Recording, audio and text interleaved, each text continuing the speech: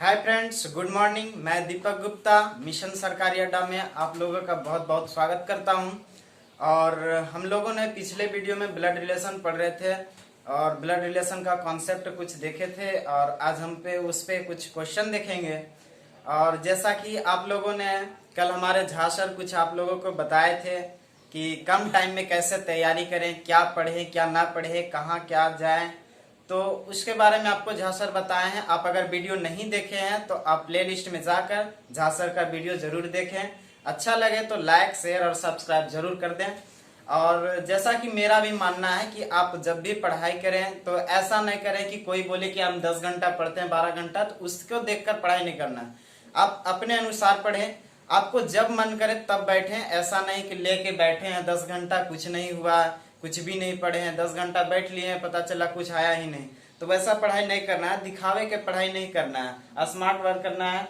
और जैसे कि आप पढ़ाई जब भी कीजिए, पढ़ाई करते वक्त आप कंटिन्यूटी लाइए। जैसे कि अगर हम बैठे हैं लेके बुक, तो आप 2 घंटा ही पढ़ते हैं तो 2 घंटा सही से पढ़िए।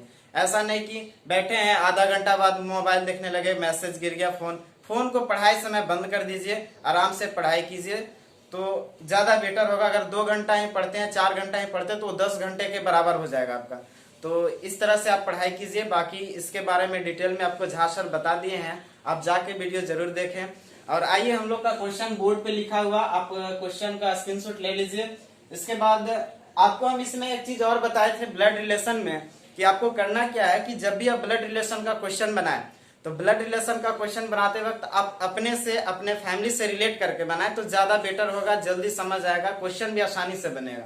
ठीक है, आप दूसरे के बारे में मत सोचे, जब भी कुछ भी बोले तो अपने पे रिलेट करें। जैसे कि अगर हम बोले कि मेरे भाई के वाइफ की बहन क्या लगेगी, तो भाई की बहन की वाइफ क्या लगेगी, तो आप रिलेट कीजिए अपने भाई की बहन या भाई का मतलब अपने भाई की वाइफ की बहन, तो वाइफ की बहन साली लगी।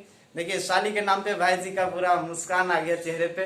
तो देखिए मेरे दोस्त कहते हैं कि दूसरे के साली पे क्यों इतना मुस्कुराते हैं, आप खुद सक्सेस हो जाइए, खुद की साली रहेगी, ज्यादा मजा आएगा घूमने में या बातें करने में। तो ये सब आप अभी नहीं कीजिए, आराम से आप पढ़ाई कीजिए, सक्सेस हो जाएगा, आपकी भी शादी होगी, अच्छे अच्छे सालियां आएंगी। ठीक है, आइए ज्यादा टाइम बर्बाद ना करें, हम लोग पढ़ाई पे ध्यान देते हैं। कहते हैं कि केतन को इंगित करते हुए नमन ने कहा कि वह मेरे पिता के एकलौते पुत्र का पुत्र है। नमन से केतन की माँ का क्या संबंध है? ऑप्शन है पुत्री, बहन, पत्नी, पति।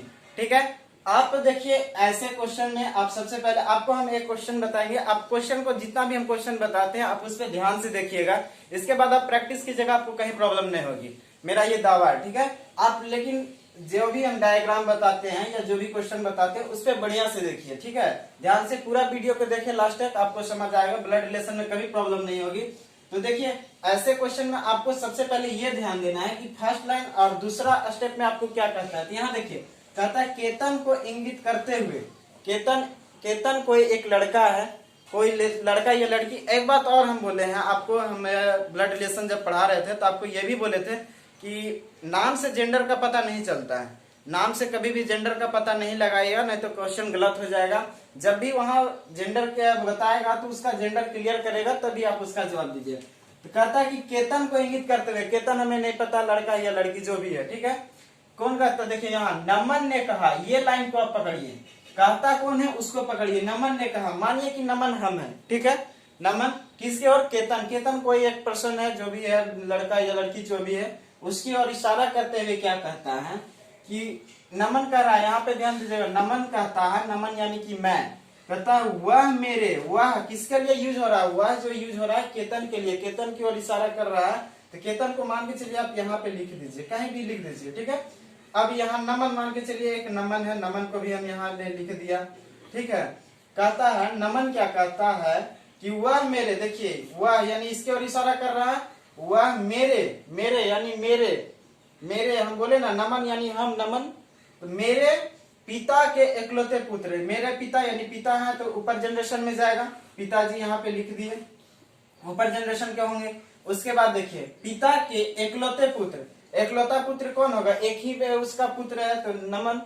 ठीक है, अरे यहाँ नमन नमन यहाँ हो गया, एकलौते पुत्र, एकलौता पुत्र ये हो गया, का पुत्र है, का पुत्र, अब इसका एक पुत्र होगा तो ये नीचे एरो कर दिया, इससे नीचे का जनरेशन है तो यहाँ पे इसका पुत्र हो जाएगा, ठीक, पुत्र है यहाँ पे, ठीक हो गया। अब देखिए ये जो पुत्र है, इनका जो पुत्र हुआ नमन का, यहाँ से आप देखिए जब यहाँ बोला था केतन की ओर इंगित करते हुए, केतन यहाँ एक लड़का है, नमन ने बोला था, नमन ने कहा कि वह मेरे पिता के एकलौता पुत्र, कौन, केतन के बारे में कह रहा है, इससे और इशारा कर रहा था, यहाँ पे केतन को ले आइए, केतन यहाँ लिख दिए।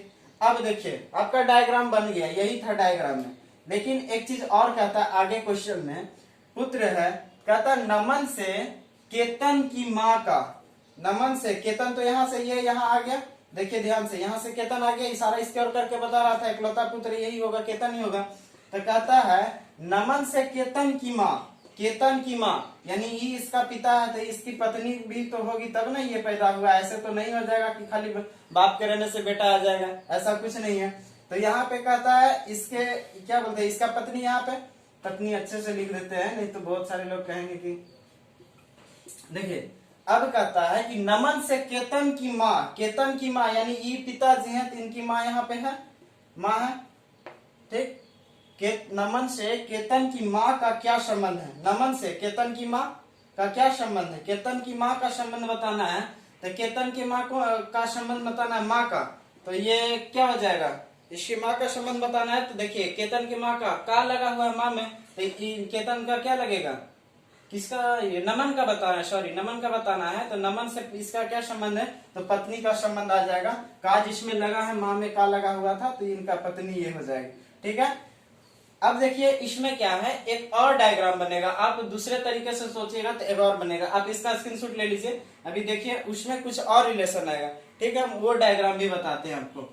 देखिए इसको दूसरे तरीके से अगर रिलेट करेंगे तो हमने जैसे कि बोला था आपको, इसका दो डायग्राम बनता है, दोनों तरीके से चेक करना है। हम आपको क्या बोले थे कि जब नाम से जेंडर चेंज नहीं होता, अभी तो हमने यहाँ बता दिया, लेकिन उसमें तो अगर जेंडर फाइंड करेंगे तो देखिए क्या होता है, केतन को इंगित करते हुए, केतन कोई भी एक आदमी है, नमन ने कहा, नमन यहाँ एक कोई है, नमन ने कहा कि वह मेरे पिता के, नमन के पिता यहाँ कोई है, पिताजी हैं जो भी, ठीक, कहता है कि वह मेरे पिता के एकलौते पुत्र, ये नाम से तो जेंडर नहीं कि पुत्र होगा कि पुत्री होगा, हो सकता है पुत्री, नमन पुत्री भी हो सकता है, पुत्र भी हो सकता है, तो एकलौता पुत्र का बात कर रहा था, पुत्र एक यहाँ पे अलग से लिख दीजिए, इनके पिताजी के पुत्र यानी इनका भाई हो गया, भाई होगा, एकलौता भाई, एकलौता पुत्र है तो एकलौता भाई, एकलौते पुत्र का पुत्र है, इस पुत्र का पुत्र है, तो यहाँ पे फिर यहाँ पुत्र कर दीजिए। अब पुत्र कौन है, किसकी ओर इशारा किया था, केतन की ओर, तो ये केतन यहाँ पे जो लिखे थे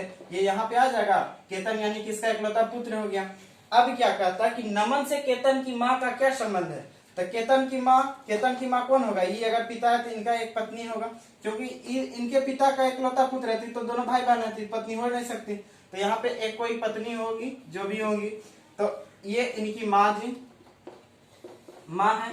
अब क्या पूछा था कि नमन से केतन की माँ का, तो केतन की माँ और यहाँ नमन है, नमन का जेंडर पता नहीं, हो सकता है लड़की भी हो सकता है, लड़का भी हो सकता है, ये इनके एकलौते पुत्र है, तो ये पत्नी जी, तो नमन और इनका संबंध बताना है, तो ये इसका भाई है तो इनकी भाभी नहीं लगेंगे, तो यहाँ अगर ये वाला डायग्राम बनेगा तो भाभी का रिलेशन आएगा, लेकिन ऑप्शन में ऐसा कुछ नहीं था, इसीलिए वो पहला डायग्राम इस ऑप्शन के अनुसार सही होगा, भाभी दूसरा डायग्राम अगर बनाते हैं तो भाभी का आंसर आएगा, ठीक है। आइए हम अगला क्वेश्चन देखते हैं, समझ आ गया, स्क्रीनशॉट ले लीजिए सभी लोग।